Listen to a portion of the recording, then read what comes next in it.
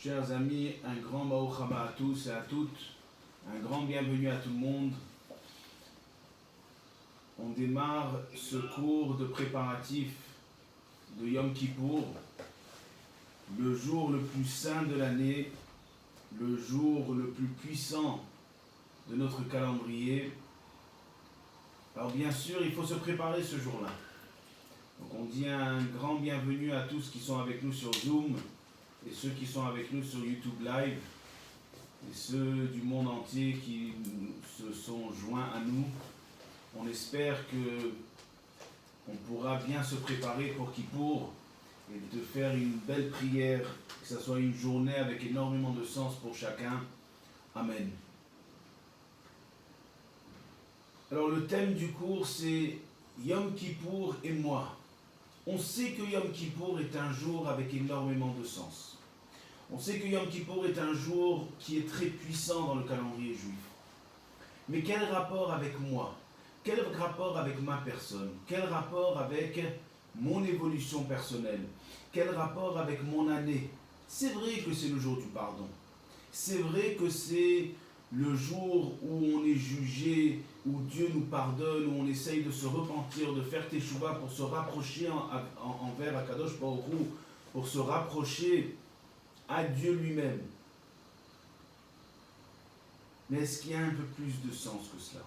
Ce soir, on verra la profondeur de Yom Kippour et la puissance véritable du jour.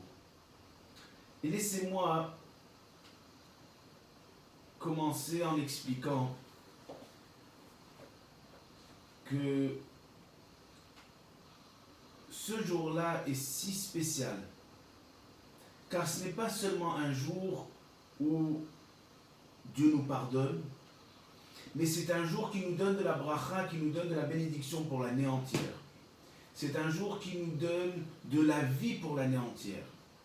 Et donc, qu'est-ce que ça veut dire pour moi aujourd'hui? Alors, chers amis, en tant qu'introduction, j'aimerais vous dire que nous avons bien sûr notre âme, notre neshama, a énormément de facultés, énormément de différentes parties de notre neshama. Et ce soir, j'aimerais passer par les différents niveaux de la neshama pour comprendre ce que ça veut dire et ce qu'on gagne le jour de Kippour et ce qu'on reçoit le jour de Kippour. Alors sachez, chers amis, que nous avons quelque chose d'extraordinaire par rapport à notre âme. C'est que notre âme a 5 niveaux. Nous avons 5 différents niveaux dans notre neshama. Ce sont les différents membres du corps de notre neshama, les différents outils de notre neshama. Vous savez, comme si on dit, voilà, Lévi Banon s'appelle Lévi Banon, mais en entier, il est Lévi Banon. Ça, c'est l'âme en entière. Mais Lévi Banon comprend également des mains, des pieds, une personne comprend des outils, avec quoi ils arrivent à travailler, avec quoi on les laisse, avec quoi ils ont les capacités de faire des choses et de contribuer dans ce bas monde. Et donc, la neshama sera la même chose. L'âme, c'est la même chose exactement. L'âme s'appelle neshama en général. C'est la neshama générale de la personne. C'est le nom général de la personne. Mais à part cela, la personne comprend, l'âme comprend 5 différents niveaux. Et j'aimerais commencer en passant par ces différents niveaux. Je vais les dire, je vais tous les mentionner, et puis après on va rentrer un peu plus profondément et on va les analyser. Donc on les appelle, le nom de la neshama en général s'appelle Naran Chai. C'est l'acrostiche, l'acronyme de Nefesh, Ruach, Neshama, Chaya Yechida. Et on va expliquer ce que ça veut dire Nefesh, Ruach, Neshama, on va expliquer en français. On va expliquer également ce que ça veut dire dans ma vie personnelle et comment je peux avancer, évoluer dans ma vie personnelle à travers cela. Alors vous savez, quand on dit que notre âme a des différentes facultés, quand on dit que notre âme a des différents niveaux, ça veut dire que je dois essayer de me connecter, et je peux me connecter avec tous les différents niveaux de mon âme. Et donc la question, elle est comment je fais pour me connecter avec ces différents niveaux de mon âme. Ce qu'on aimerait, c'est de laisser mon âme rentrer dans mon corps, de donner de la place à mon âme dans mon corps, et que là, qu'elle puisse s'exprimer, qu'elle puisse avoir une chance dans le corps, qu'elle puisse rentrer dans le corps. C'est ce qu'on aimerait essayer d'avoir. Et donc à chaque fois que je me connecte avec une différente partie de mon âme, ça veut dire que je la laisse rentrer dans mon corps. Avec un différent niveau de ma neshama, je la laisse rentrer et s'exprimer et être moins exilée dans mon corps. Pardon, une seconde, excusez-moi. Et donc, on commence par la première partie, chers amis, qui s'appelle Nefesh. Nefesh, c'est le premier niveau de la Neshama. C'est quoi Nefesh exactement? On nous dit quelque chose de très important. Que quand je démarre une action, on va parler par exemple par rapport à une mitzvah. On prend par exemple les téphilines. Que quand je commence une action, je me connecte avec le Nefesh, la partie Nefesh de mon âme. Je fais rentrer le Nefesh dans mon âme, dans mon corps, pardon. En quoi? Juste en faisant l'action. Je m'explique. En mettant les téphilines, par exemple. Juste en mettant les lanières, je fais rentrer le nefesh dans mon corps. On ne parle même pas encore de concentration, de méditation, de différentes compréhensions. Si une personne, elle se connecte qu'avec l'action, déjà c'est important. Juste de mettre les lanières, juste d'allumer les bougies de Shabbat, même sans la bénédiction, même sans la méditation, même sans la concentration, juste le fait de faire une action qui est bonne, une des 613 mitzvot, une des 613 actions, j'arrive à me connecter avec le premier niveau de mon âme, qui est le niveau de Nefesh, qui correspond, comme on a dit, à l'action. Nefesh, c'est l'action. Alors si déjà je démarre, et je commence à faire une bonne action, je mets une pièce à la tzedaka, je me connecte avec le Nefesh. Mais ce n'est pas tout, chers amis. Il y a beaucoup plus profond que cela. Mais c'est très important déjà. Il y a un grand orateur à la radio américaine qui s'appelle Dennis Prager. Dennis Prager, c'est un garçon qui a fait la yeshiva, un garçon qui est très très très connu, bon, aujourd'hui un monsieur d'un certain âge. Et Dennis Prager, il raconte qu'il y avait une fois un monsieur qui l'a appelé en lui disant, à la radio bien sûr, il a quelques millions de personnes qui l'écoutent chaque jour. Pardon. Et donc Dennis Prager, il dit qu'un monsieur l'appelle, il lui dit, monsieur Prager, j'aimerais me concerter avec vous. J'ai un grand problème. Je suis fils unique. Mon père a un certain âge. Et mon papa est très fatigué. Il est handicapé. Et puis il met, bien sûr, en étant handicapé, il ne peut pas bouger. Et donc il porte des couches et c'est quelqu'un qui doit le laver, quelqu'un qui doit s'occuper de lui. Et donc il n'y a personne qui l'habille à part moi, il n'y a personne qui le nourrit à part moi, il n'y a personne qui le change à part moi, et il n'y a personne qui le lave à part moi. Je suis le seul et c'est moi qui m'occupe de lui. Il dit, mais je me sens que je suis le pire des fils, le pire des enfants. Il dit, pourquoi? Mais vous vous occupez de votre père. Pourquoi vous êtes le pire des enfants? Il dit, je vais vous dire, monsieur Prager, très simplement, parce qu'à chaque fois que je le fais, je déteste le faire. Je n'aime pas m'occuper de mon père. Et j'ai des remords juste par rapport au fait que je n'aime pas m'occuper de mon père. Que je n'aime pas le changer, je n'aime pas le laver, je n'aime pas l'habiller, je n'aime pas le lever du lit, je n'aime pas le nourrir, je n'aime pas. Je le fais parce que c'est mon devoir en tant que fils. Et Dennis Prager était chez nous une fois à Shabbat à la maison, et il nous a raconté qu'il s'est retourné vers ce monsieur, il lui a dit, sachez que vous êtes le meilleur fils au monde. C'est normal de ne pas aimer. C'est normal que ça soit un fardeau pour vous. C'est normal que ça soit difficile pour vous de faire cela. Mais juste le fait de le faire, déjà l'action c'est quelque chose. Déjà se connecter avec l'action, déjà le faire c'est important. Si on ne veut pas manger, on ne se nourrit pas, on est mal foutu. Mais on ne veut pas manger et on se nourrit, on s'est nourri. Donc l'action est très importante. Donc dès que je démarre ma relation avec Dieu, la relation avec mon âme, je la démarre par l'action. Et là, en démarrant par l'action, j'arrive à me connecter avec le premier niveau de ma neshama, le premier niveau de mon âme, qui est le niveau de nefesh. Mais ce n'est pas tout l'action. Parce qu'il y a une autre partie de l'action qui est très importante. Et vous allez remarquer qu'on le fait à travers toutes les mitzvot. Quand on fait une action, ce n'est pas seulement l'action qui est importante, mais il y a plus profond que cela. Et chers amis, ça c'est pour tout âge. C'est applicable pour tout le monde. C'est que quand je fais une action, c'est également important quand je fais une mitzvah, disons je mets une pièce, je donne une pièce à un pauvre. Mais la parole est également importante. L'action de donner la pièce à un pauvre, c'est très important. Mais quand je lui parle, et si je lui parle, avec un beau sourire, et si je l'apaise et je lui dis des gentils mots, ça c'est encore plus profond. Donc il y a l'action, je lui ai donné la pièce, sans lui parler, c'est bien. Mais si j'arrive à lui parler, si je lui parle, c'est encore plus puissant. Et si je lui fais un sourire, c'est encore plus fort. Et c'est pour cela qu'on nous dit, le premier niveau c'est nefesh, mais le deuxième niveau c'est ruach. Ruach en hébreu qui veut dire le vent. Et puis après, si ceux qui voudront avoir la liste de ces 5 niveaux, je pourrais la partager avec vous. Donc le premier niveau c'est nefesh, c'est l'action. Le deuxième niveau c'est la parole qui vient avec l'action. Ruach, c'est comme on dit en arabe, le reh, c'est le ruach, c'est le vent. D'où est-ce qu'on sort le vent? De la bouche. Donc c'est important de faire une action, mais c'est important de l'accompagner avec une belle parole. Je fais un cadeau à quelqu'un, mais c'est important de l'accompagner avec de bons mots, des mots chaleureux. Ça c'est ruach, ça c'est la deuxième partie de l'âme.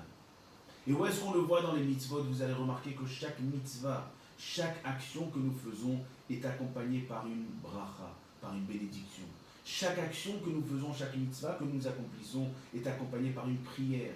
Parce que la bouche, je dois impliquer la parole également dans ma relation avec mon âme, avec moi-même, avec l'autrui et avec mon Créateur, le bon Dieu. Donc on a parlé de l'action, et là on parle de l'action dans la parole. Ça c'est nefesh et ruach. Et là, si je fais ces deux-là, je suis déjà en train de me connecter avec les 2 premiers niveaux de mon âme. La parole est très importante. Une histoire intéressante de la parole avec Hippour, parce que Dieu comprend notre parole. Il comprend toute parole. Il y avait un petit garçon, il y a environ 250 ans de cela, en Ukraine. Un petit enfant juif qui est né à 2 parents juifs. En étant né à 2 parents juifs, ses parents, quand il avait 2 ans, sont décédés les 2. La dernière d'être décédée, c'était sa mère. Elle a supplié aux voisins qui n'étaient pas juifs de s'occuper du petit. Elle lui a demandé, s'il te plaît, vous allez prendre mon fils, juste éduquez-le en lui rappelant qu'il est juif. Juste inculquez-lui le fait qu'il est juif. Peut-être que vous ne savez pas c'est quoi, mais juste transmettez-lui qu'il est juif. N'oubliez jamais de lui enseigner qu'il est juif. Et ce petit garçon a commencé à grandir dans la maison de ce couple, les voisins de ses parents. Et puis à chaque fois, il lui disait, chérie, tu sais, tu es juif. On ne sait pas ce que ça veut dire. On n'a aucune idée de ce que ça veut dire d'être juif. Mais sache, tes parents voulaient que tu saches que tu es juif. C'est très important pour eux. C'était important pour eux. Et ça sera important pour toi dans ta vie. Et donc le petit grandissait en sachant qu'il était juif, mais il ne savait pas ce que ça voulait dire. Ça n'avait aucun sens, ça ne voulait dire rien du tout. Ça ne voulait, rien dire pour lui. Mais il savait qu'il était juif. Et doucement, quand il a fait ses 3 ans, ses 4 ans, ses 5 ans, ses 6 ans, il a commencé à travailler avec ses parents adoptifs dans la ferme. Et il s'occupait du poulailler. Et c'est lui qui s'occupait de le matin, le soir. Et puis, un beau jour, je pense qu'il devait avoir 12 ou 13 ans, il est sorti de la ferme, il est sorti de la maison, et puis il a commencé à marcher dans la rue, et il voit des centaines de personnes en train de marcher, en train d'aller quelque part. Et donc il se retourne vers eux, il leur demande, vous êtes qui, vous allez où, je peux me joindre à vous? Ils ont dit, excuse-moi petit, excuse-nous, mais nous sommes des Juifs. Et aujourd'hui, c'est un grand jour pour le peuple juif. Donc tu n'es pas concerné. Il disait, mais je suis juif. Je suis juif. Est-ce que je peux me joindre à vous? Vous allez où? Il dit, on va à la synagogue, c'est le jour de Kippour aujourd'hui. C'est le jour de Yom Kippour, le jour du grand pardon. Il dit, attendez, je vais juste demander à ma mère si je peux me joindre à vous. Il va y courir chez ses parents, il leur demande et ils disent, bien sûr, c'est ce qu'on voulait, que tu te joignes à la communauté juive. Vas-y. Et puis il sort, il va avec eux, il arrive devant une grande synagogue. Et il rentre dans la synagogue et il arrive à la synagogue, il atterrit à la synagogue du grand Baal Shem Tov. Et puis il voit que tout le monde est habillé en blanc, tout le monde porte le talit, prêt pour Yom Kippour, en train de faire la prière. Il y a une certaine intensité qui ressent, une certaine pression qui ressent, la pression de Kippour, l'intensité de Yom Kippour, du jour du grand pardon. Et donc il sent ce qui se passe, et puis il voit que les gens commencent à prier. Toute la synagogue se met à prier, ils se mettent à prier, ils se mettent à faire la tefila. Ils sont en train de faire la tefila, ils sont en train de prier, chacun avec ferveur, avec une certaine sincérité, un certain sérieux. Puis le petit les regarde, on lui donne un sidour, mais il ne sait même pas lire, il attrape à l'envers, et puis il se met à vouloir prier. Il voit que celui à sa droite, il est en train de prier. Ça éveille en lui une volonté de prière, mais il ne sait pas prier. Et le monsieur à sa gauche, la même chose. Mais le petit ne sait pas prier. Mais après 1 heure, 2 heures de prière, il se retourne et il voit que les gens sont encore en train de prier et il n'en peut plus. Et il lève son livre vers les cieux. Et il dit, Dieu, je ne sais pas prier comme ces gens-là. Je ne sais pas prier comme ces personnes autour de moi. Mais Dieu, je vais te chanter à ma manière. Je vais prier à ma façon. Et s'il te plaît, accepte ma prière. Il dit, Dieu, tu sais très bien que moi j'ai grandi avec les coqs, les poulets, les poules dans le poulailler. Et moi je sais chanter la chanson des coqs. Et accepte ma prière qui sera la chanson des coqs. Je te supplie, s'il te plaît, accepte ma prière comme ces gens-là. Et il se met à crier Cocorico. Il se met à crier la chanson des coqs. Et les gens, ils ont honte. Les gens lui demandent à être silencieux. Ils essayent de faire un peu de silence. Ils ont honte. Il y a le Baal Shem Tov. Mais le Baal Shem Tov se retourne et il dit laissez-le chanter. Laissez ce jeune garçon chanter. Vous pensez que Dieu, il accepte que nos prières avec des mots? Vous ne pensez pas qu'il accepte les prières de ce petit qui chante à sa façon, mais c'est avec du cœur, il donne de son cœur, il donne avec ferveur? Il dit d'ailleurs, le Baal Shem Tov, il dit, ce soir était un grand soir avec énormément de décrets là-haut. Et grâce à la prière de ce petit, il a pu ouvrir les portes des cieux et casser les décrets.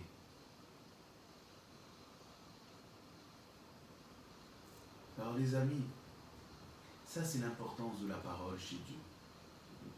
On le sait quand on a la parole envers l'autrui, l'importance de la parole, ce qu'on peut créer à travers la parole.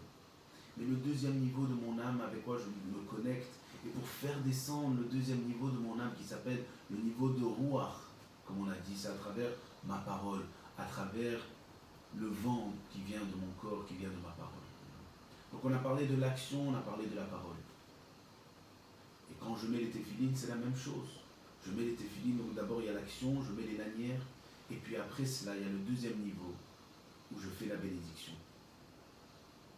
Mais là, chers amis, il y a le prochain niveau, le troisième niveau de mon âme, la troisième étape de mon âme, de ma neshama. C'est quand je me concentre un tout petit peu. Et ça, c'est, on a dit, nefesh, ruach, le deuxième niveau et le troisième niveau. La troisième étape dans ma Neshama, c'est le mot Neshama. Neshama qui veut dire la concentration, qui veut dire c'est un peu la spiritualité, l'esprit.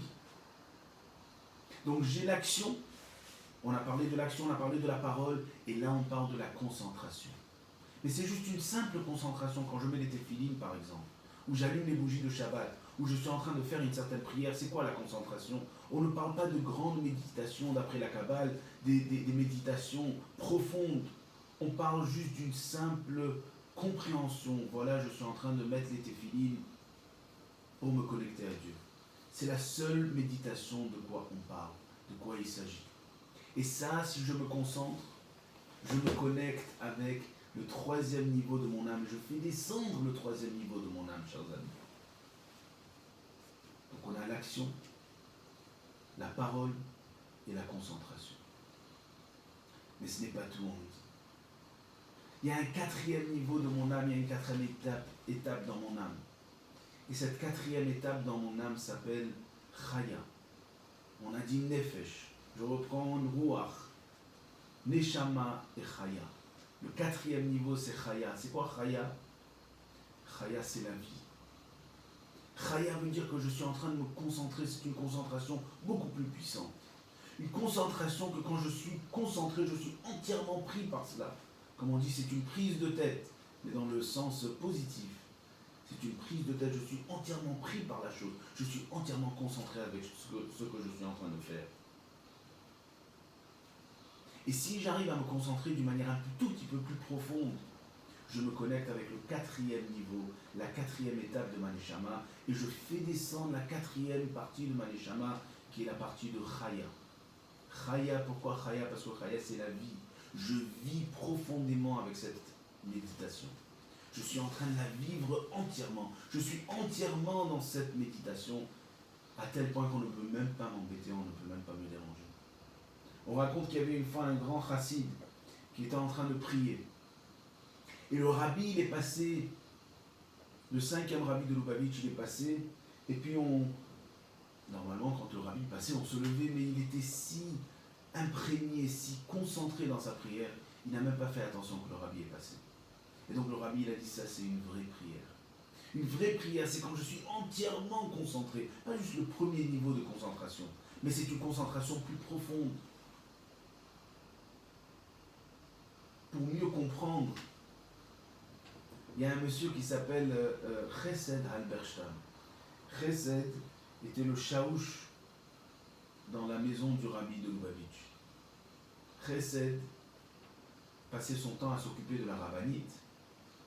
Et puis il les servait, c'est lui qui s'occupait de la cuisine, c'est lui qui s'occupait des nettoyages, de la maintenance de la maison, etc.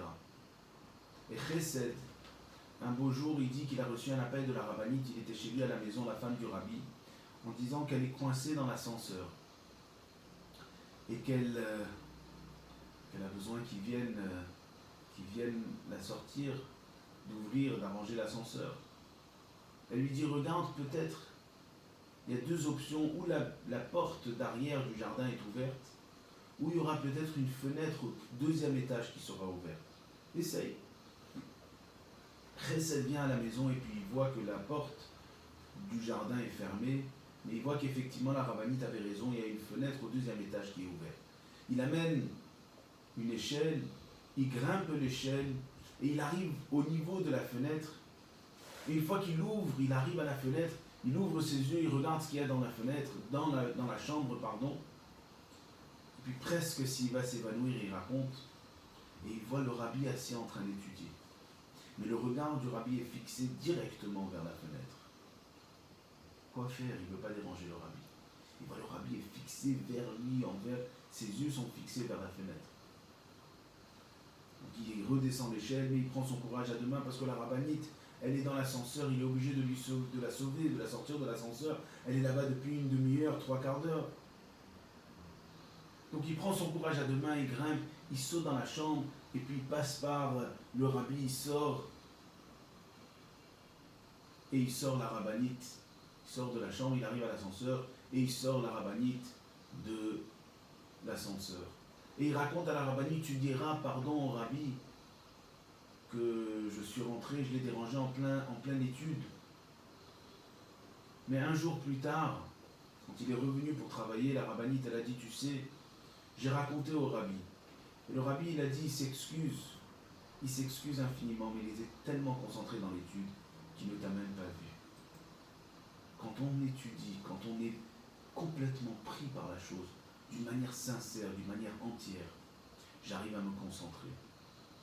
Et j'arrive à me connecter avec la quatrième partie, le quatrième niveau de mon âme, qui est Chaya. Je vis entièrement avec la chose. Donc on a parlé de l'action de Nefesh. On a parlé de la parole, l'importance de la parole également. On a parlé de l'importance de la concentration au premier niveau, au premier degré. Et puis, qui est Neshama. Et là, on parle de Chaya, qui est la concentration au deuxième degré, un peu plus profond. Et là, vous remarquez que je suis entièrement, si je passe par ces 4 étapes, je suis entièrement impliqué. Je suis dans l'action, dans la parole, dans la concentration. Et puis tout ça m'aidera à atteindre le 5e niveau. Le 5e niveau de mon âme. Et on nous demande d'essayer d'atteindre ce 5e niveau. Mes chers amis, écoutez-moi bien. C'est un grand secret qui est rapporté dans les livres de la Chassidoute, que ce 5e niveau, il n'y a que des moments spécifiques et des grands moments qu'on peut atteindre ce 5e niveau. Et c'est spécialement le jour de Kippour, alors écoutez bien, ouvrez vos cœurs à ce 5e niveau qui est si important. Ce 5e niveau s'appelle le niveau de Yehida. Yehida qui veut dire unique, l'unicité. C'est la partie qui s'unit avec Dieu à 100%. C'est la partie qui ne descend même pas dans mon corps. La Yehida, je ne la sens souvent pas. Et elle ne descend pas dans mon corps, elle reste là-haut. Mais elle me correspond, c'est ma partie qui me correspond. Et c'est quoi exactement cette Yehida? C'est quoi exactement, à quoi semble cette Yehida? Et c'est quoi exactement le symbole de cette Yehida? Sachez, chers amis, que nous avons tous une personne que Dieu a voulu qu'on soit, notre potentiel. Et nous avons la personne que nous sommes. On appelle ça l'image céleste. Et notre image dans ce bas monde, c'est l'image terrestre. Et laissez-moi vous raconter 2 histoires pour comprendre cela. Il y avait un grand chassid qui s'appelait Rabbi Zouché, un grand tzaddik. Il me semble que c'était Rabbi Zouché. Rabbi Zouché disait toujours, il y a beaucoup de questions qui me stressent après 120 ans que Dieu me posera. Il va me poser des questions et je suis stressé car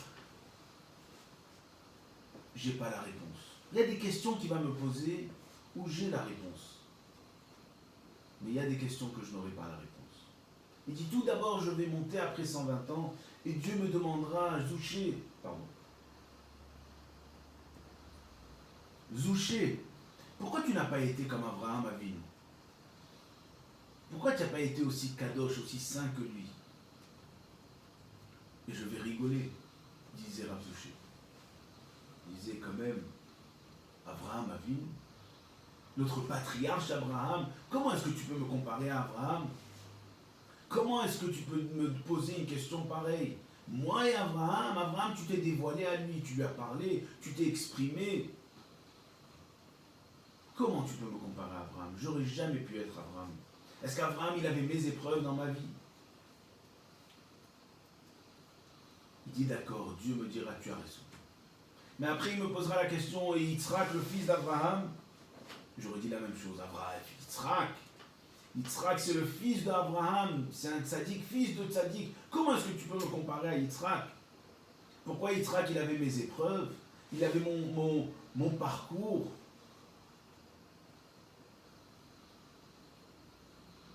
Comment tu peux me comparer à Yitzhak? Et Dieu m'aurait dit, tu as raison. Mais Dieu va me poser la question, il dit, et Yaakov, le fils de Yitzhak, et je dirai la même chose, j'aurai une excellente réponse. Et puis après, il passera à Moshe, à Aaron, David, Shlomo, mais j'aurai des réponses pour tous. Il disait, mais il y a eu une question. Chers amis, ouvrez vos cœurs à cela. Il disait, il y a une question que Dieu va me poser et que je n'ai pas la réponse. Et ça me stresse. Il disait, Zouché, Dieu va me poser la question, il va me demander, Zouché, pourquoi tu n'as pas été le Zouché que je comptais que tu sois? Le Zouché que tu aurais pu être. D'accord, Abraham, tu as raison, Moshe, Yitzhak, Yaakov, tu as raison pour tous. Mais le Moshe, le Zouché, pardon, que tu aurais pu être. Le Zouché qu'on pensait que tu allais être, qu'on t'a donné les capacités d'être, qu'on t'a donné les talents pour être. C'est-à-dire, chers amis, que nous avons le Zouché là-haut, le Zouché, l'image de Zouché céleste, le Zouché qui pourrait être, et le Zouché qui est. On dit qu'il y a une personne dans notre histoire que son image céleste était identique à son image terrestre. C'est Yaakov Avinu, notre patriarche Jacob. Mais nous, des fois, c'est difficile, on n'arrive pas à atteindre notre potentiel que Dieu nous a mis en place. Chers amis, la Yechida, c'est ce potentiel-là. La Yechida, c'est cette image céleste. Et chers amis, la Yechida, elle brille le jour du Yom Kippour. Ce n'est pas par hasard que tous les Juifs ressentent quelque chose à Kippour. Et ce n'est pas par hasard, on va expliquer, ce n'est pas par hasard qu'on le ressent spécialement à la Neila. Donc le jour de Yom Kippour est un jour où notre Yechida brille, le 5e niveau de mon âme brille. Comment je peux atteindre le 5e niveau? Si je passe par tous les niveaux d'abord. L'action, la parole dans la mitzvah. La concentration et après une concentration plus profonde. Et après j'arrive au 5e niveau qui est la Yechida. Et c'est pour cela qu'on doit connaître que ce jour-là, on doit savoir que ce jour-là est un jour propice pour comprendre notre mission dans ce monde. C'est quoi la Yechida? La Yechida, c'est ma mission dans ce monde. Vous savez, quand on rentrait en audience privée chez le Rabbi, on appelait ça la Yechidout. Aujourd'hui, quand on pèlerine sur la tombe du Rabbi, on appelle ça une Yechidout. Pourquoi la Yechidout? Car je connecte ma Yechida, mon potentiel, ma mission dans ce monde avec la Yechida du Rabbi. Et le Rabbi voyait la Yechida de chacun, il continue à le voir quand on va le pèleriner. Et il nous aidait à sortir la Yechida. Je le dis toujours, quand mon papa est parti voir le Rabbi en tant que jeune homme de 19 ans, ou 18 ans même, le Rabbi lui a dit, toi tu peux être Dayan, toi tu dois être Dayan. Comment est-ce qu'il a vu ça dans un gosse de 18 ans, 19 ans? Ou quand j'ai raconté ça à une dame de Casablanca, Madame Ménul, elle m'a dit que le Rabbi lui a dit, toi tu seras pour l'éducation, toi ta shlichut, ta yechida c'est l'éducation. Aujourd'hui c'est une grande éducatrice à Casablanca, qui reste une des dernières grandes éducatrices dans le domaine du Kodesh. Le Rabbi voyait la shlichut de chacun. Le Rabbi arrivait à voir, quand on rentrait chez le Rabbi, c'était une yechidout, c'était un moment de yechida. C'est pour cela qu'on se préparait. C'est pour cela que même aujourd'hui, avant de pèleriner, on va au Migvé, on se prépare quand on rentre dans la tombe du Rabbi. Et chers amis, le jour de Kippour est un jour de yechida. C'est pour cela que tous les Juifs ressentent quelque chose à Kippour. Ce n'est pas seulement par rapport à notre éducation. C'est vrai que l'éducation compte pour quelque chose, mais c'est un jour où notre niveau d'âme le plus haut, il brille. Et il est fort. Et on peut se connecter à ce niveau de notre Neshama d'une manière pas croyable. Et maintenant, chers amis, pour mieux comprendre cela, et pour clôturer un peu ce cours, c'est le seul jour de l'année où on prie 5 prières.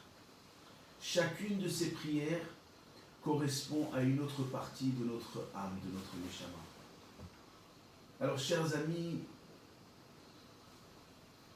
voyageons ensemble dans ces niveaux de la Neshama. Quand on démarre la soirée de Kippour, le premier soir de Kippour qui est le Harvit, le Kal Nidré, la première prière, ça correspond à Neshama, à Nefesh, le premier niveau de notre âme, qui est le niveau de l'action. Je me connecte avec mon action de l'année dernière, je fais un bilan de mon action de l'année dernière et je prends des décisions pour l'année à venir dans mon action, dans ma Neshama. Et ça m'aide à faire descendre mon niveau Nefesh dans ce corps, dans mon corps. Ça, c'est le premier niveau. Et puis le lendemain matin, quand on fera la prière du matin, la prière de Shachrit, ça c'est pour le deuxième niveau de l'âme. On parlera de Ruach. Je ferai un bilan pendant ce moment-là par rapport au deuxième niveau de Maneshama. Le deuxième niveau de Maneshama qui est le Ruach, qui est le vent qui sort par ma parole de ma bouche.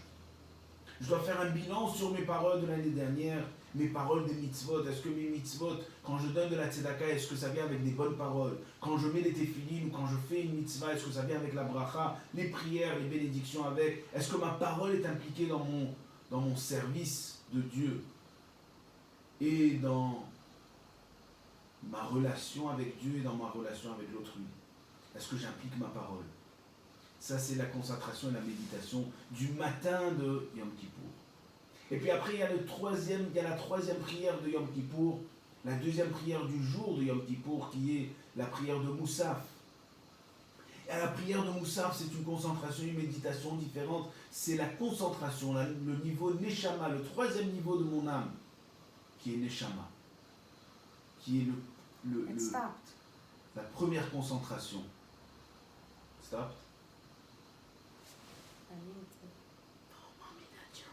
La première concentration. Est-ce qu'on m'entend? On me dit que ça s'est arrêté. On m'entend? Vous mettez un pouce si vous m'entendez. Merci, très bien. Et donc il y a le deuxième, il y a le matin, pardon. La troisième prière de la journée qui est la concentration. Et je vais faire un bilan sur ma concentration de l'année dernière par rapport à mes actions, par rapport à mes mitzvot. Est-ce que je me suis bien concentré l'année dernière? Et par rapport à mes méditations de l'année à venir. Et une fois que je fais ça, je peux me connecter à cette troisième prière de la journée.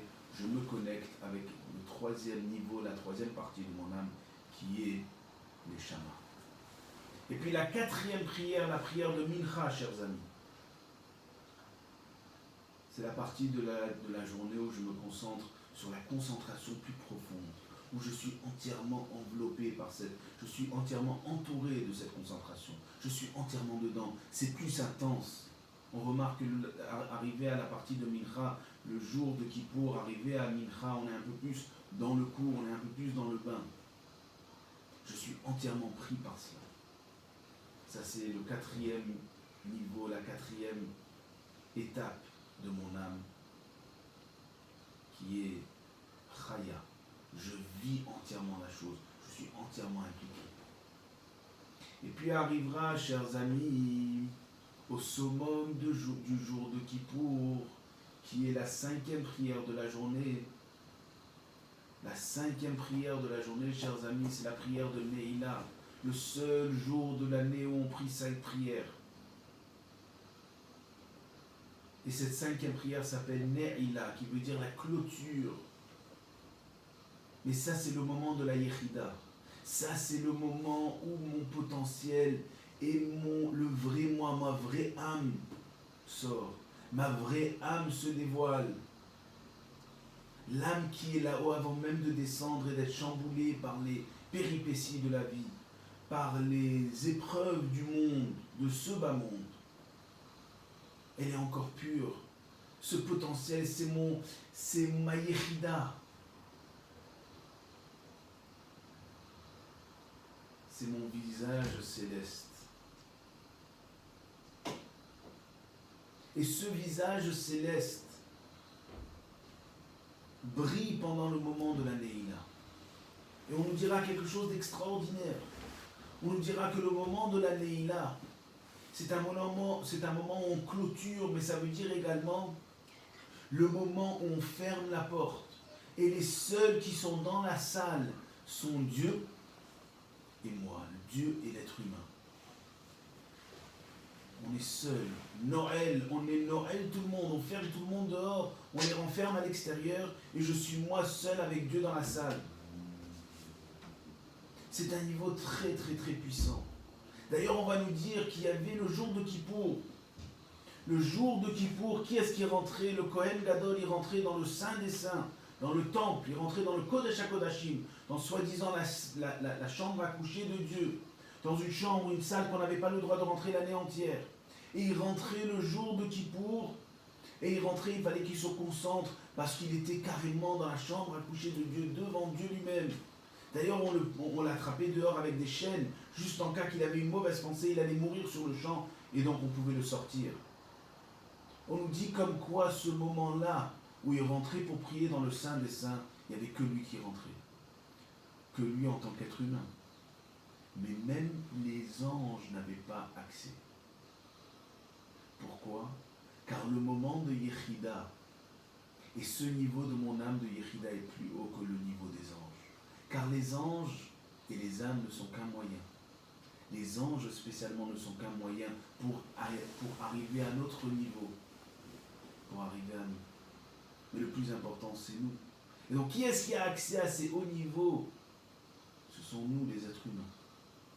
Et le peuple juif le jour de Kippour. Alors, on a des puissances extraordinaires le jour de Kippour. Où on rentre et on se renferme, nous, avec Dieu, comme un couple qui reste ensemble seul dans une chambre pour se connecter, pour se lier. Et ça, chers amis, c'est ce que ça veut dire le jour du grand pardon. Car à ce niveau-là de Yechida, c'est au-delà du pardon. Et c'est sûr qu'à ce niveau-là, Dieu nous pardonne. Et qu'à ce niveau-là, une fois que j'accède à ce niveau-là, c'est une connexion avec Dieu profonde. Et donc ce qu'on doit essayer de faire à Kippour, chers amis, c'est d'essayer de toucher notre Yechida. Essayer d'accéder au niveau de notre Yechida. Bien sûr que c'est des niveaux, c'est crescendo. Ça commence par le soir de Kippour, ça commence par ce soir de nous préparer comme il faut. Et puis éventuellement, au moment de la Neila, je pourrais sentir ma shlichut, ma mission dans ce monde. Je pourrais sentir mon image céleste. Et une fois, chers amis, que j'ai mon image céleste, une fois que j'arrive à accéder à mon image céleste, après Kippour, je prends cette image céleste et je peux flyer avec. Je peux courir avec. Je peux manger le monde, je peux arracher le monde, je peux tout faire avec. En niveau professionnel, dans ma vie personnelle, dans ma vie matérielle et dans ma vie spirituelle. C'est comme la potion magique pour avancer. Et là, je suis puissant d'une manière pas croyable. Mais il faut d'abord passer par ce moment de Neila. Ces 5 niveaux de mon âme. Ces 5 niveaux à Kippour, le jour de Kippour.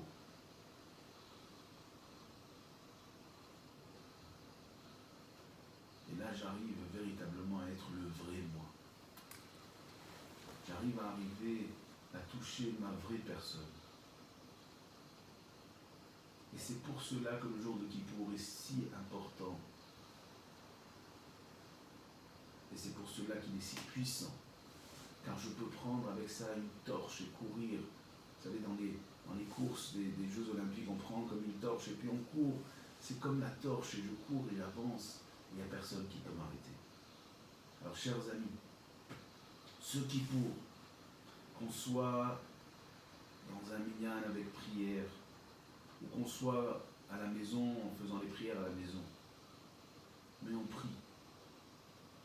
Qu'on puisse se connecter avec les 5 niveaux de notre âme, jusqu'à arriver à la Yechida, la partie la plus puissante, la plus profonde de notre âme. Et bien, Ezrat Hashem, pour pouvoir, après Kippour, avancer, évoluer, être des meilleurs parents, des meilleurs enfants, des meilleurs frères, des meilleures sœurs, des meilleures belles-sœurs, beaux-frères, gendres, et surtout des meilleurs humains, avec une belle relation avec Dieu, et surtout à pouvoir amener notre contribution dans ce monde. Amen. Nous sommes jeudi soir. On souhaite à tout le monde un Shabbat Shalom.